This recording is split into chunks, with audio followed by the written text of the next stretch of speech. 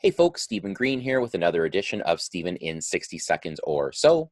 I wanted to talk about CMHC, Canadian Mortgage Housing Corporation, and the changes you've all heard about around default insured mortgages. But more importantly, I need to talk to you about why you should not panic about this, okay? Let's talk about the changes, then we'll talk about the reason why you shouldn't panic.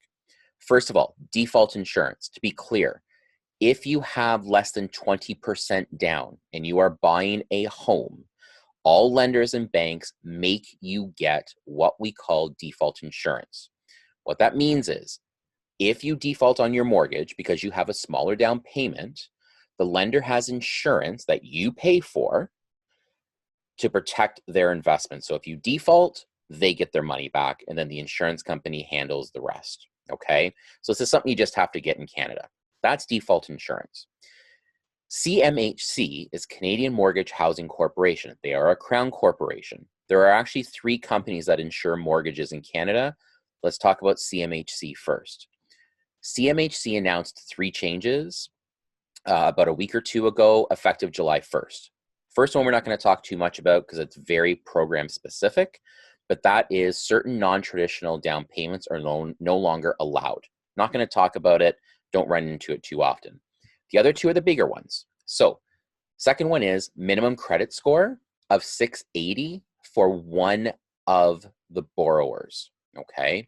So before, you could sometimes get away with a bit of a lower credit score, usually 600 and higher, if there was a reason why it was below 680. Now CMHC is saying minimum 680 for one of the borrowers, period.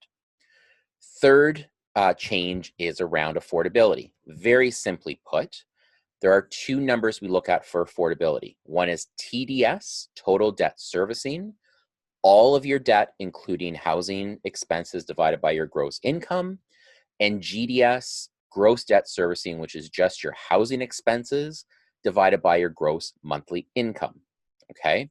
As of today, minimum requirement for TDS, total debt servicing, is 44%. Minimum GDS, gross debt servicing, is 39%. For anybody, ironically enough, with a credit score of 680 or higher, okay? As of July 1st, minimum criteria is 42% TDS, 35 GDS, okay?